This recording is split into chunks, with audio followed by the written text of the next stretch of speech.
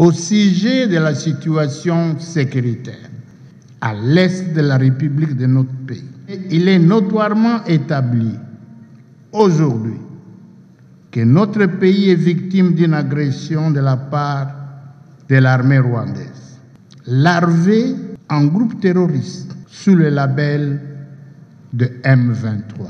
Les offensives de cette coalition RDF M23 ont fait de nombreuses victimes civiles et entraîné un déplacement massif de la population civile, forcée à fuir des violences et autres atrocités. Cette coalition RDF M23 est à l'origine des tueries collectives, et c'est dans l'impunité totale, en violation du droit international, sous le silence coupable de nombreux acteurs, tant nationaux qu'internationaux, et avec la complicité active de certains de nos compatriotes. Sur ce chapitre, je tiens à féliciter, au nom de la représentation nationale, Monsieur le Président de la République, chef de l'État, Son Excellence Félix-Antoine Tshisekedi Tshilombo,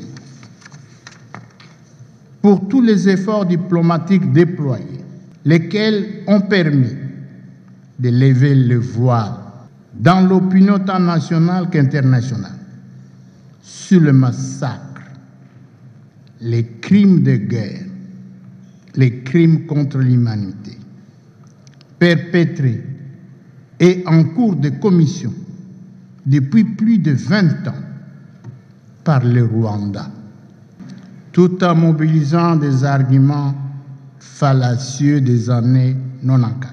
Grâce à cette manipulation et à une propagande rétrograde, le Rwanda s'est fait attirer la commisération internationale, réussissant ainsi à camoufler sa responsabilité de la tragédie qu'il entretient en République démocratique du Congo pour exploiter illégalement ses richesses et les exposer sur le marché international. Oui, collègues, le Rwanda tue au Congo. Et M. Kagame défie toute la communauté internationale, en dépit des condamnations verbales des États-Unis d'Amérique, de la Belgique, de la France, de l'Italie, de l'Allemagne, de l'Espagne et bien d'autres partenaires de notre pays. Il est aujourd'hui évident que M. Kagame a mis en place un régime de terreur, un État voyou qui vit des richesses du sang du peuple congolais, se faisant même classer sans honte ni vergogne parmi les producteurs du meilleur coltan du monde, alors qu'il n'y en a pas ce type de minerai sur son territoire. Ces mêmes efforts diplomatiques de notre chef de l'État ont atteint leur couronnement avec la remarquable visite apostolique du Saint-Père, c'est sa sainteté le pape François dans notre pays, et dont l'accueil et le séjour ont été une réelle réussite grâce à son implication personnelle. S'agissant du processus électoral, je tiens de prime abord à rappeler que les dispositions des articles 70, 103 et 105 de notre Constitution instituent un cycle électoral de 5 ans pour l'élection présidentielle, les élections législatives, sénatoriales et provinciales. En application de ces dispositions, il est prévu l'organisation des élections générales en date du 20 décembre 2023, suivant les calendriers publiés par la CENI. Cette détermination de voir s'organiser dans notre pays des élections inclusives, transparentes, crédibles et apaisées me pousse à inviter chacun d'entre nous à s'y préparer, à y prendre part effectivement, conformément au dit calendrier. C'est dans cette optique que l'Assemblée nationale encourage la CENI de prendre toutes les mesures nécessaires pour atteindre cet objectif. Cependant, la sincérité du scrutin exige aussi que chacun des compétiteurs dispose de témoins et que des observateurs nationaux et internationaux s'impliquent en vue de s'assurer du bon déroulement du processus électoral. Nous leur souhaitons d'ores et déjà une cordiale bienvenue. Il est très encourageant de constater les efforts déployés par chacun de nous dans le sens de la mobilisation de nos populations pour une participation massive aux opérations d'actualisation du fichier électoral, tout en saluant le travail déjà abattu et dont les résultats sont probants. La représentation nationale appelle la CENI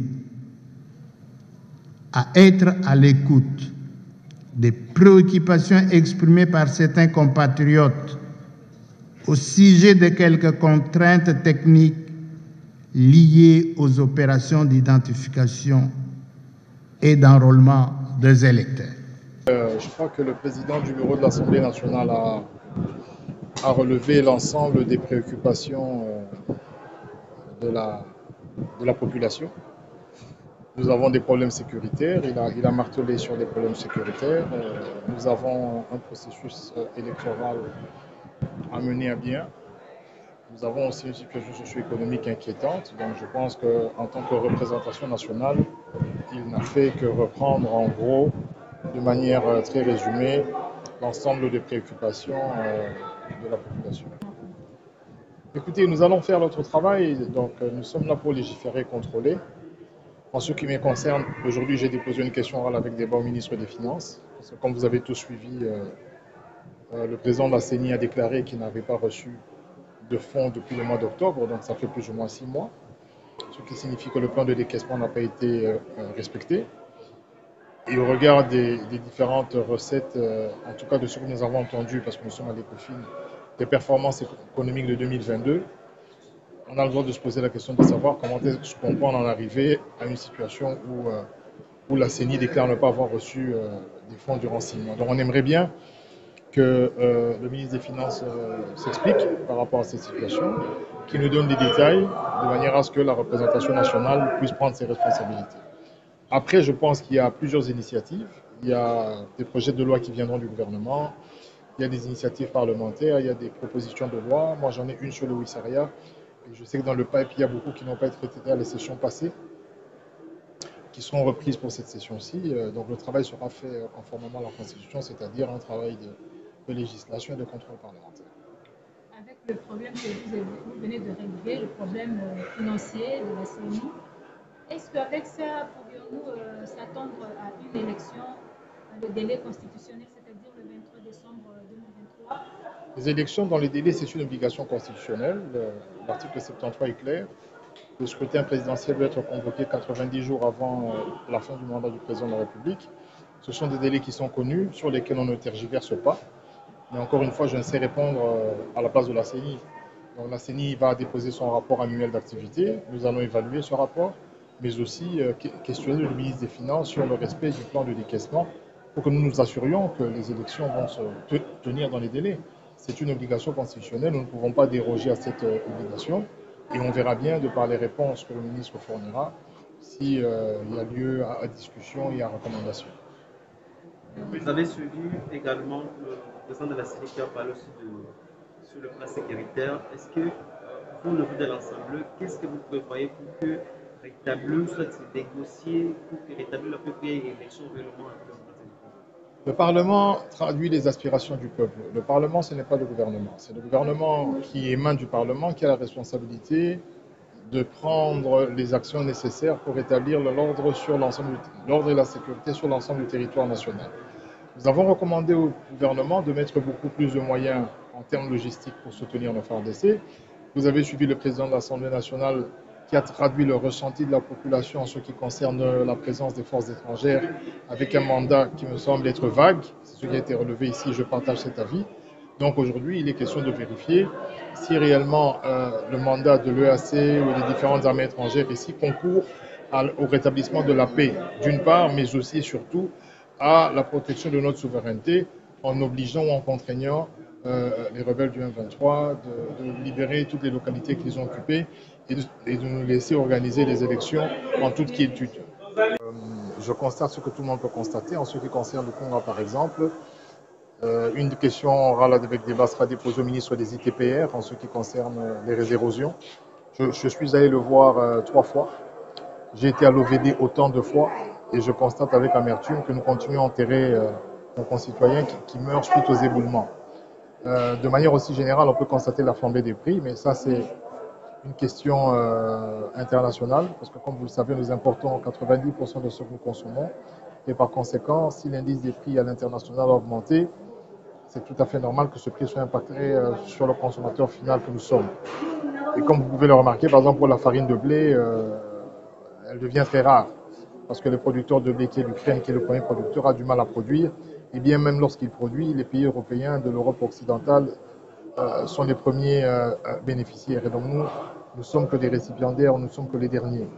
Donc je veux dire que sur le plan socio-économique, il faudrait bien, parce qu'on parlait de remaniement, que nous ayons un ministre de l'économie qui prenne les choses en main pour essayer d'atténuer tant soit peu les difficultés rencontrées actuellement sur le plan socio-économique. Parce qu'il y a quand même des actions à faire en interne en ce qui concerne le renforcement des capacités de nos agriculteurs, tout ce qui est élevage, tout ce qui peut permettre effectivement à ce que notre marché intérieur se développe, comme nous sommes toujours tributaires jusqu'à ce jour des importations. Donc il faudrait un ministre de l'économie, il faudrait que, nonobstant la guerre, que nous ayons des stratégies qui nous permettent d'atténuer le choc exogène de la crise internationale. Bon, vous savez, au Nigeria aujourd'hui, les véhicules roulent comme au Japon. On vous dit que lundi, c'est les véhicules à plaque paire et mardi, c'est les véhicules à plaque impaire. Je pense que nous avons un vrai problème, c'est que notre réseau routier ne peut pas absorber le trafic. C'est-à-dire que la quantité de véhicules que nous importons est tellement grande que le réseau routier que nous avons actuellement ne peut pas absorber tout le trafic. Ça, c'est la vérité. Aujourd'hui, lorsque vous quittez Ipen pour aller par exemple à Kitambo, pour ceux qui font le transport en commun, vous faites en moyenne 1h, 1h20. Il y a 10 ans, Ipen-Kitambo, c'était 10 minutes, 15 minutes. Aujourd'hui, ce n'est plus possible. Pourquoi? Parce que nous avons un réseau routier qui se développe moins rapidement que l'importation des véhicules qui doivent l'utiliser.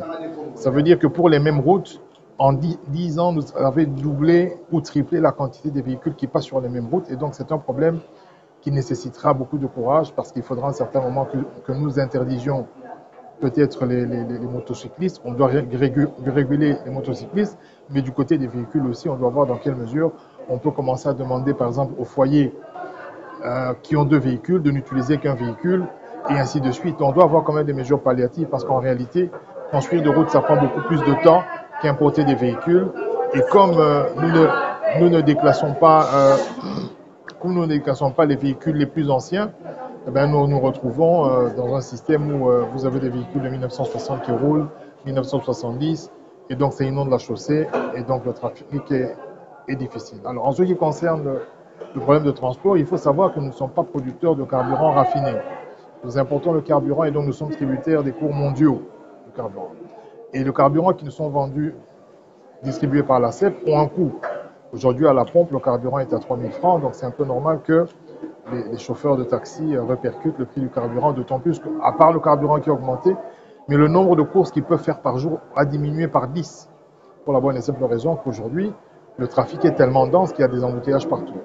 Donc, d'une part, il faut qu'on trouve des mécanismes pour réduire les embouteillages. Je viens de parler d'ici, de voir comment on régule pour la circulation des motos et comment est-ce qu'on voit aussi avec ceux qui ont des véhicules, 2-3 véhicules, comment est-ce qu'on diminue le trafic en interdisant ou en créant des chiffres, comme je pouvais le dire. Mais d'autre part, il faut comprendre les taximens, il faut comprendre les autres qui aussi, entre guillemets, c'est un travail pour eux, ils ont des versements à faire. Et lorsque si toute une journée, il ne peut faire que 10 $, le patron aussi peut dire, bon écoutez, vous perdez votre travail parce que vous n'avez pas assez de produits. Alors qu'il n'a pas assez de produits pour la bonne et simple raison qu'il n'a pas pu circuler assez, parce qu'aujourd'hui, c'est vraiment un calvaire de circuler et de faire même du transport public dans la ville de Kinshasa.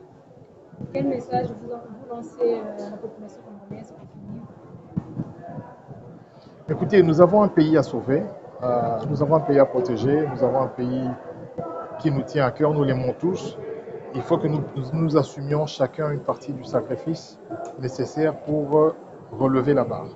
Les problèmes sécuritaires existent, nous le savons, nous devons encourager nos FARDC parce qu'elles sont au combat. Il faut savoir que les militaires ne se battent pas pour autre chose que nous protéger. Et lorsque quelqu'un accepte de donner sa vie pour que vous et moi soyons protégés ou pour que notre territoire soit protégé, il mérite nos prières, il mérite nos encouragements, nonobstant les difficultés. Et j'invite toute la population congolaise à soutenir le commandant suprême des armées, parce que c'est lui qui doit diriger d'une certaine manière les troupes, mais d'encourager aussi les troupes au sol pour qu'elles continuent à faire ce travail-là qui nous protège tous.